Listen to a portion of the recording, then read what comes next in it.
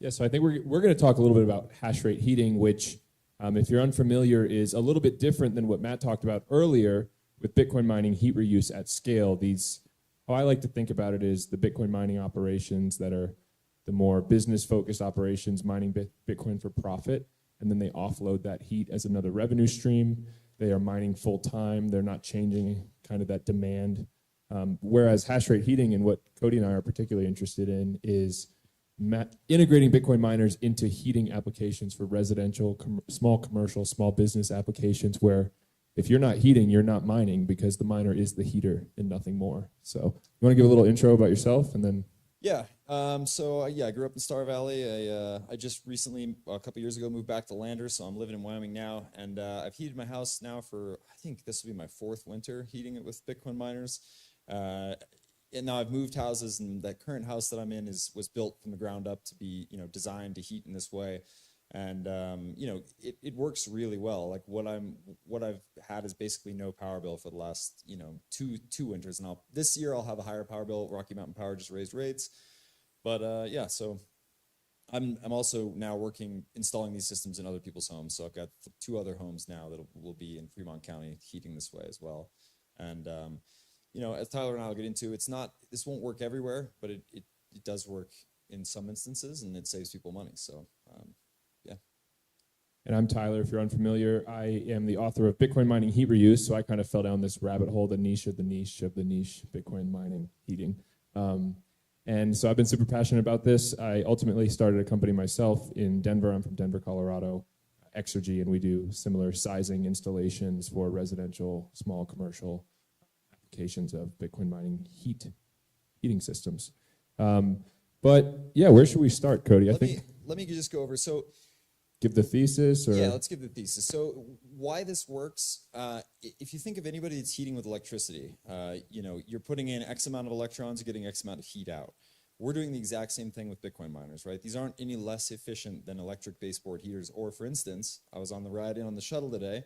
There's a little timer clock with some electric heaters in those, the little like covered areas for the shuttle buses. Those could be Bitcoin miners, and they would produce the same amount of heat for the same amount of electricity input. It's just that on our side, we end up getting this, rebate or, money back. Basically, we're doing 2 things at once. We're heating and we're mining Bitcoin. So it ends up much cheaper way to produce heat than just resistive electric heat. I think we should lean into this. So rebate being the key word, a Bitcoin mining operation is trying to mine Bitcoin for profit. They have expenses, they have overhead, they have bills to pay. If it's a large publicly traded company, they have a lot to deal with. Whereas we don't have those issues. We have other challenges that we'll talk about here. Trying to get these things to behave like heating systems is mainly the blunt of it.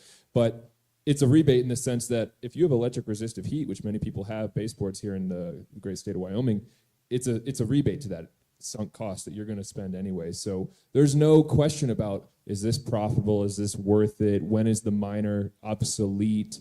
We can kind of serve as the retirement home for these older machines that are less efficient. And when people get concerned about the mining networks, the rewards are dipping, when are miners going to shut off? Hash rate heaters don't have that worry.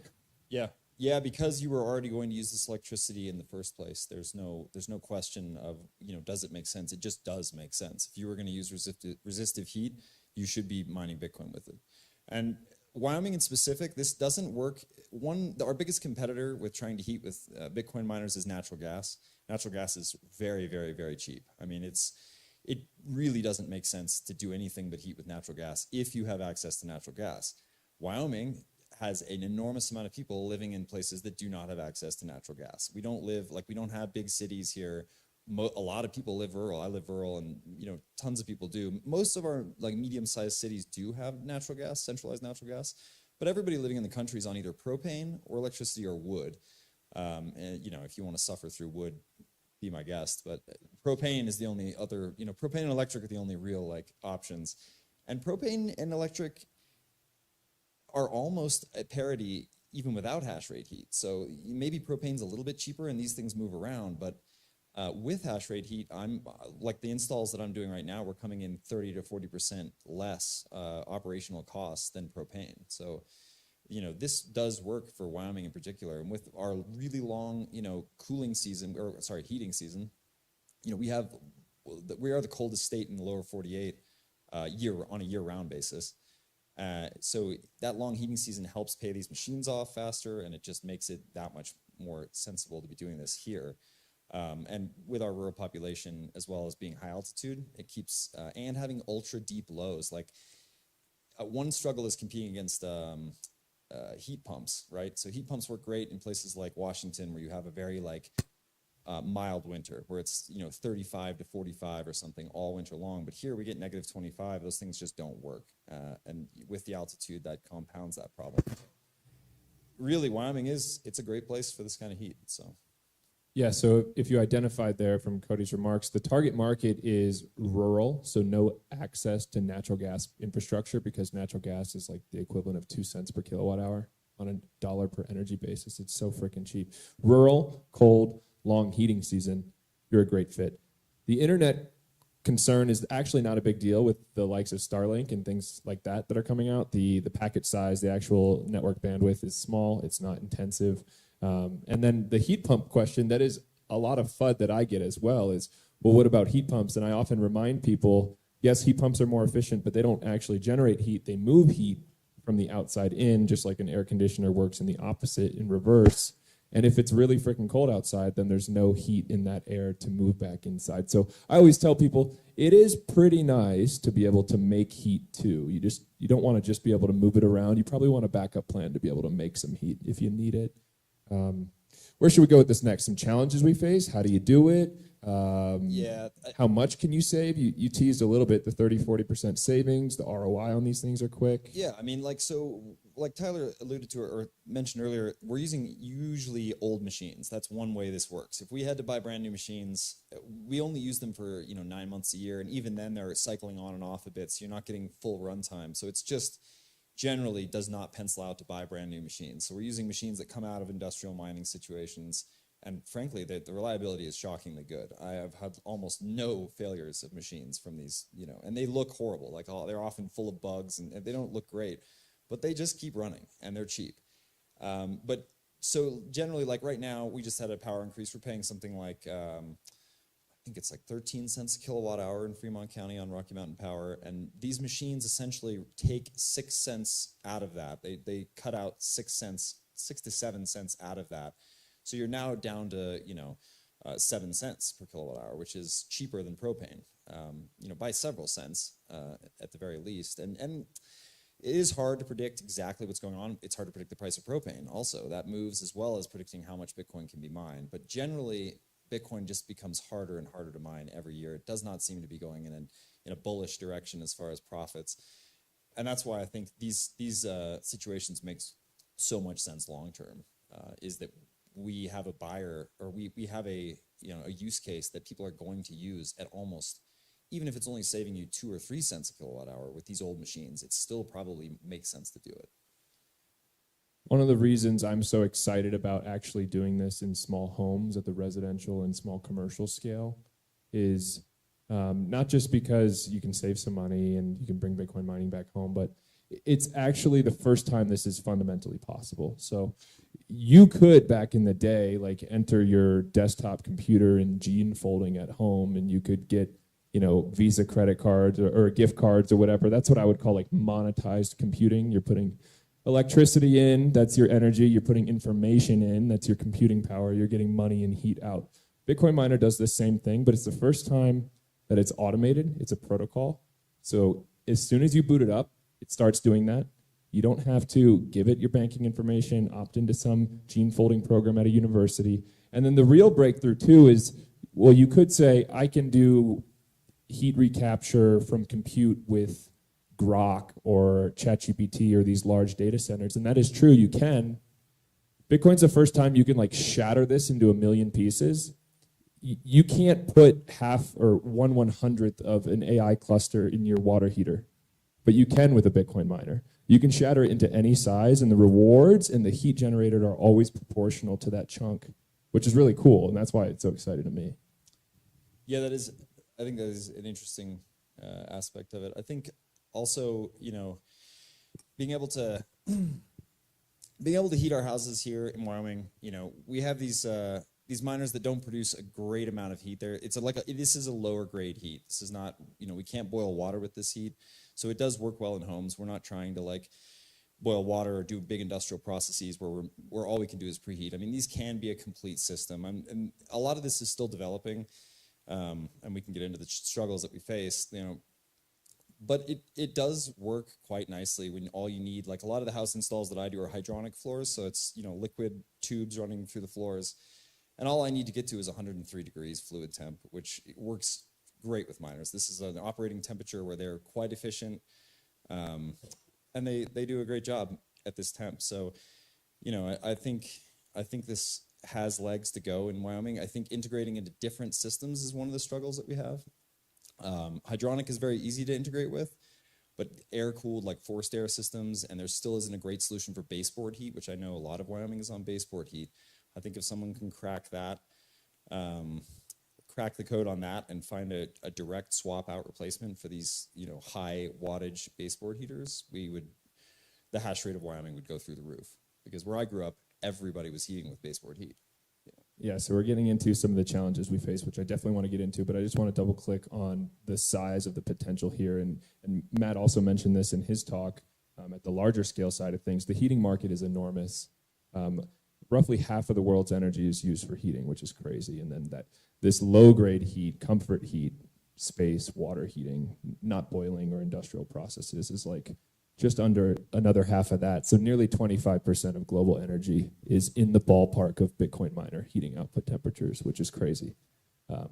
I tell this fun stat. Cody was telling me he's bearish on this stat, but 1% of comfort heating is more than 1 zettahash per second of mining power. So 1% of the heating market could double the Bitcoin mining network as a whole. Now, I know not all of that is propane.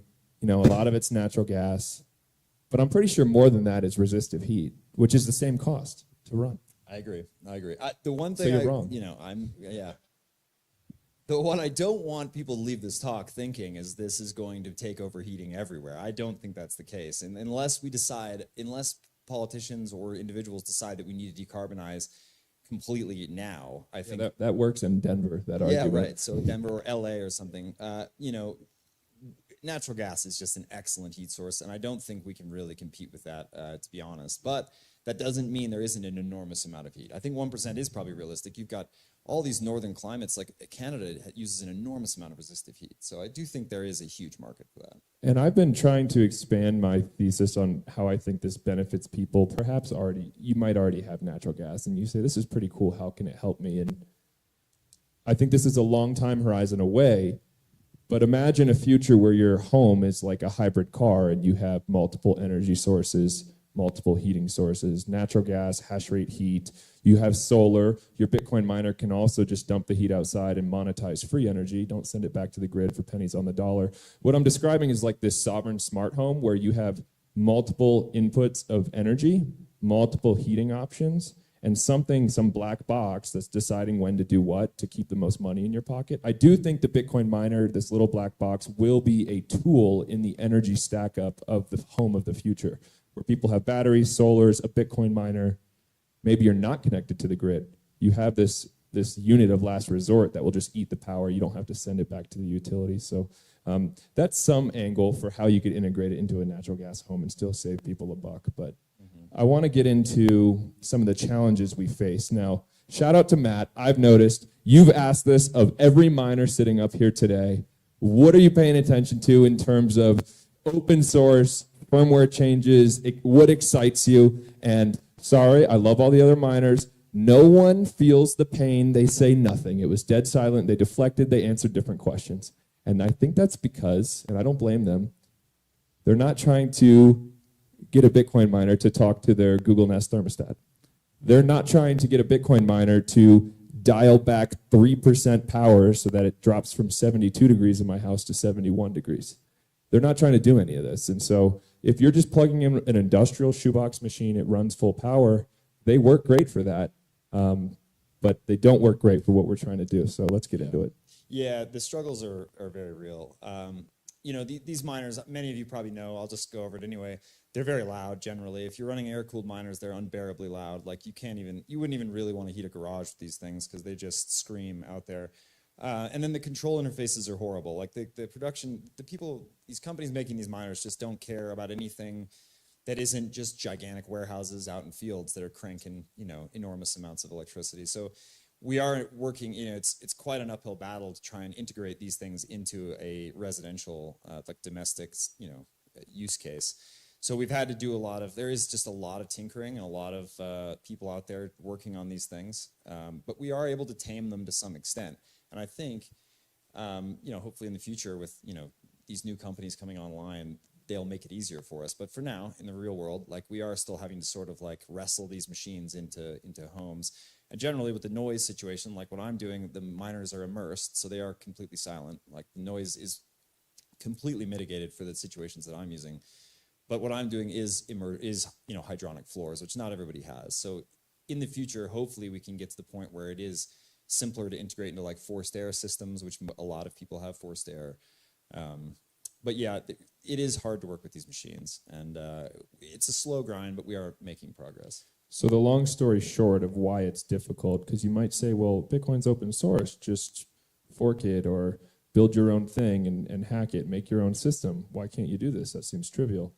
Adam gave a great walkthrough of the history of the Bitcoin mining hardware machines. So from CPUs to GPUs to FPGAs to ASICs. And these ASIC chips cost hundreds of millions of dollars to design and manufacture. You have to have hundreds of millions of dollars to even get in line at Samsung or TSMC. You can't just have an ASIC chip made. These companies that have a monopoly on the ASIC chip manufacturing, they refuse to sell the chips in anything that's not their shoebox with their closed source firmware. So it's like saying if Intel only sold you Intel laptops and no one else could make laptops, or if a company that made engines didn't put engines in other cars. That's another analogy for some mechanical-minded folks. And so there's literally people desoldering these chips, reverse engineering these systems that have no documentation, that are Chinese companies, so you can't even really talk to them in terms of understanding how the system works, hacking it. This is a shout out to the group called Open Source Miners United. There's a couple bit axes. Our friend Scott designed that. That's all the blunt legwork that they're doing to make this possible, and how it goes from that to new systems in the future is we need an open source mining stack. So the firmware needs to be a Linux-based mining stack that people can contribute to. They can do pull requests. It's on GitHub. You can audit it. You can verify it. The control board is really what's important to Cody and I to get it to talk to other gadgets in the house, right? You need to actually be able to control this thing, make it work well with your thermostat. The hash boards, that's actually the electric resistive element. That's your heating element, so to speak. And then the mining pool as well. So all of that work is being done. It's very exciting. Shout out to the 256 Foundation. They're a 501c3 nonprofit out of Nashville that is issuing grants and bounties to solve these things, and they've made great progress. Those should be releasing end of this year. So that's kind of the long story. It's a big narrative of we're not just cursing with our fist in the air of why it hasn't happened yet. I think that just goes to show like where this potential is. Like right now, this is very small and it's very difficult because we are battling with these manufacturers and we're trying to work around their like machines that are not designed to do what we're trying to make them do. But imagine all of these problems starting to like slowly go away, how much easier it will be to implement and create machines that can go directly in people's homes. I think like it may still be a few years out, but in 2 or 3 years, maybe you're going to be able to buy products that are good and that can just be plugged right in instead of having to like go through these hacky ways to make them work. And they're working now. Like I'm installing them now, even with all this burden of all these problems and like having to use very rudimentary controls to like, you know, to modulate the amount of electricity and the amount of heat that these, you know, electric boilers that I'm basically building are producing. I'm able to do it now, and I'm not, you know, a computer scientist or anything. You know, I'm basically like a construction worker, and I'm making this work. So in a few years, when this does, you know, simplify, I think that this will become very common in Wyoming. And you know, some spots, some little target spots in Wyoming. You know, Star Valley, where I'm from, there's basically no natural gas. Everyone's on propane and electric. Electric's 7 cents a kilowatt hour. It's an amazing place. The whole place should be running on hash rate heat. Teton Valley in Idaho, Teton Valley in Wyoming, same thing. There's basically no natural gas. There's a lot of Wyoming out there with no natural gas that could be hash rate heating. So, yeah, I'm pretty optimistic, pretty bullish on hash rate heating in Wyoming. The rest of the country, Kentucky, no. There's not. a good fit in the Rocky Mountains of Colorado too. There's a lot of people on propane. Propane they're really well suited to benefit. I'm talking, this system pays itself off in under 2 years. Yeah. And then your heat is free. Sometimes even more than free. There are folks getting paid a profit to heat. Yeah, and in my case, the electric, digital boiler, if you will, that I'm using would basically be replacing something like a propane boiler, which are very like common off the shelf hydronic things. And I can basically produce this boiler that I'm using for roughly the same price. So your upfront cost is also no greater than going with the propane alternative, and I've got somewhere between 30 and 60% savings in operational costs going forward. So, yeah, it can work.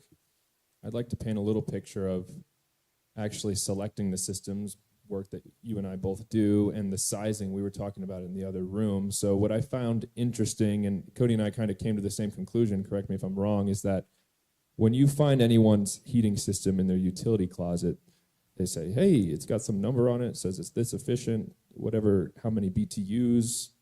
I converted that into miners, and that says I need 20 Bitcoin miners to heat my house. And the answer is that system was designed for the coldest hour of the past 20 years, and it's way overkill. It's way oversized. And they do that for liability. And at the end of the day, it doesn't cost that much more to upsize it, because to get more heat, you just burn more gas. And if you need less heat, you burn less gas. But with hash rate heating, the heating elements are these very expensive chips, the ASIC chips, that cost a lot to design and produce. And so you don't want to oversize it and have machines that aren't running. It also kills your payback, right? Yeah. And so what we try to do is actually size for base load, this uptime, trying to almost mirror a mining operation where we get the most amount of Bitcoin and the most amount of our machines running as it makes sense and fit to our heating load. Do you want to talk about that a little bit? Yeah, no, that is exactly true. Yeah, normally, so in a house, you would have these, the houses that I'm putting furnaces in, they would be replaced with a 50 or 80,000 BTU, natural gas or propane heater. What I'm putting in is only 25,000 BTU equivalent.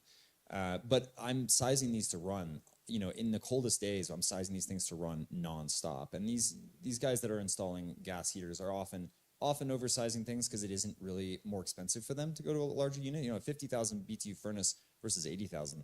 The price jump is it's not a lot. So it's just like, well, why not throw a bigger one in? It's sure.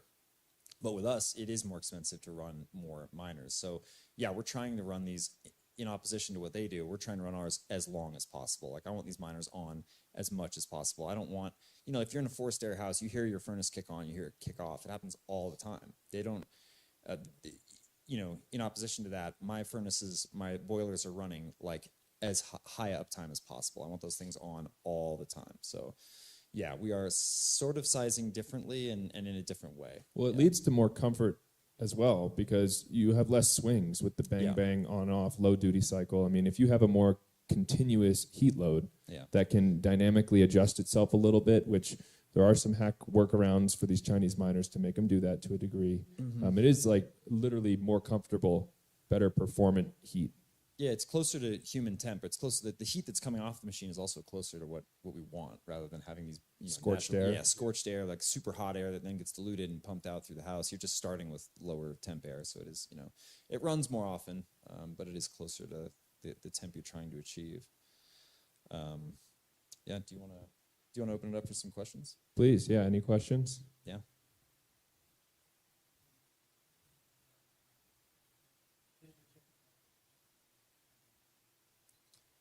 So I'm shooting for 103 degrees Fahrenheit. Yep.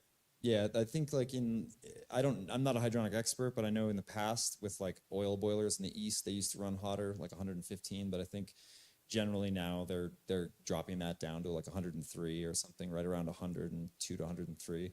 And it works great. I think it's really good for the miners. They're not that hot. We're not overheating miners, which is great. And you're still getting a quite performant hydronic floor. So it can get pretty hot. It's quite impressive. I have a hydro system, so it literally just looks like a little boiler, and water runs through the miner, heat exchanger, and then our floor loop. and the miner can get up to 170-degree water outlet temp. So we had to get a mixing valve, dial it back a little bit. Yeah, it's pretty impressive. Yeah, other questions? Curtis. Meeting with legislation. They got a select committee, meeting, there could be legislators in the room. You think of heat repurpose, my background is construction, residential construction code, really complex. Are you guys running into anything legislative that the state of Wyoming could perhaps help with? They could, solve a problem, anything for that potential? This is an excellent question. I forgot to mention this. This is another reason why Wyoming is so excellent. Fremont County does not have a residential building code. So no, we don't have any problems with this kind of stuff. So if you want to help us, just be more like Fremont County and stop, pestering us with your residential building codes and let us build what we want. I'm in the opposite position with a project in Boulder County. But to answer your question long term, Tyler, you can probably go further on this. I don't know what to tell you. Like I bet in Teton County in Wyoming, you'd probably just get shut down. They'd probably be like, you can't do this because it's not UL certified or it's not whatever, I mean, these systems are very, very, very safe. I've never heard of a miner catching fire in any situation, like industrial or otherwise, and causing some kind of fire. Well, we have a good friend, Cade, up in Idaho, who's doing very similar systems to Cody. So they're actually immersed in the oil, the dielectric immersion systems. And he's done so many projects in that town. He definitely has the building inspectors scratching their heads because they realize there's nothing in the code for computers in bathtubs of oil as people's heating systems. But yeah, I don't know. As far as legislation to help, I can't really think of anything that would be too great. I mean, if there's a way you can help get us cheaper electricity, that would be nice. UL certification is big, but that's more on the manufacturer side. I know you can do field testing, which is expensive to do, field certification. But yeah, I would say just try and stay out of the way and don't try and stop us from heating our homes the way we want to heat them. That'd be the only thing I could really, ask for.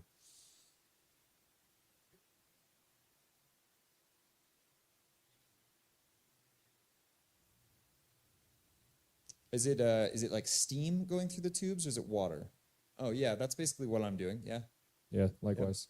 It depends on what temperature. I don't know. Some of radiant systems in New York and stuff operate at much higher temperatures. Those old systems, so it may not be a perfect conversion. If they're running at like something super high. I know those New York. People make fun of them. Those New York radiators are like face melting. I don't know what they're running like steam through those things. So I don't know if it would be an easy direct conversion, but it sounds like it would be very likely that you could heat that, with Bitcoin miners. And something we didn't get to state clearly, but I hope is apparent from our sizing commentary, is that you don't have to rip out your existing infrastructure. At my office, our demo site, we literally have a furnace, and then we have a miner blowing warm air into the cold air supply return, so it's kind of preheated. And you can do the same in series with a radiant system, a hydronic system as well, whereas on that coldest day, you might need the natural gas or the propane to top you off, or it could just serve as a backup system. That's where we get our resilience, our redundancy. Yeah.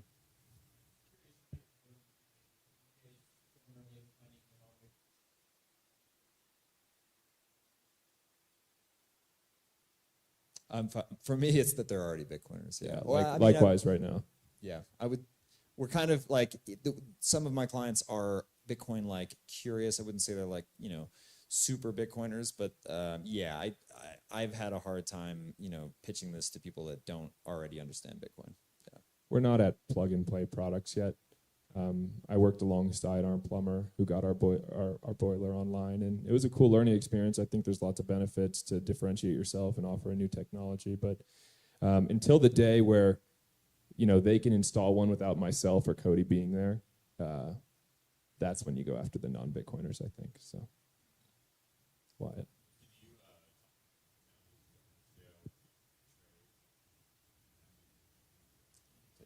Yeah, I do love, thank you, he set me up because he's my best friend, so he teed me off here. I do love this incentive. Okay, the problem I think I've ran into in my own head is there's a lot of these Bitcoin space heater gadgets, and they're pretty polished. They're cool. Heatbit, Canaan's got some. And I think that makes sense because space heaters are gadgets you buy yourself and you set it up and you're done, bada bing. But as soon as it's heating infrastructure, it's very rare, unless you're a do-it-yourself guy, to size, select, order, install your heating system. You call the expert.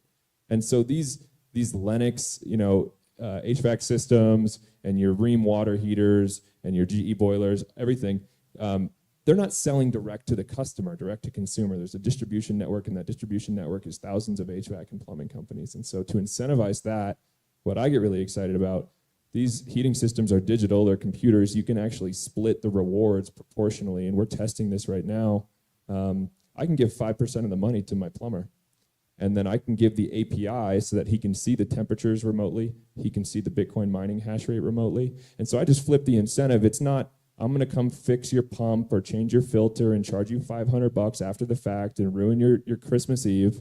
It's, hey, I have a fleet in my town. I'm getting passive income from everybody's water heaters. It's my duty, my incentive to keep them all healthy, to keep my passive income, which I think is really exciting. Yeah, I think that is an interesting way that things could go. Is you could see the actual install price be extremely low, and you just pay. There's a million different ways to break it down, but you could see an HVAC company saying yeah, we install these heaters for free, and we keep the revenue off of the Bitcoin miners, or we install them heat as a service. Yeah, exactly. What Matt was talking about. Mm-hmm. I think we're running out of time here. I did bring 12 or so of these books. If anybody's interested to learn more, please come grab one from me, and happy to talk about this in more detail. Last question from Matt here.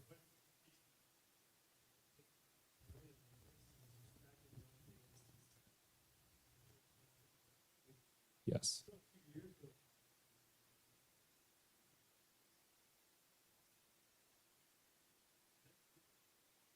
Your electric utility is your exchange. Yeah. Yeah. Private. That's true. And often there's a premium on those sats. So going into if you are willing to pay that premium, then you can calculate that in, and then it pencils out even better. So you may get an extra 5%. So yeah, definitely. Awesome. Well, thank you guys very much. Yeah.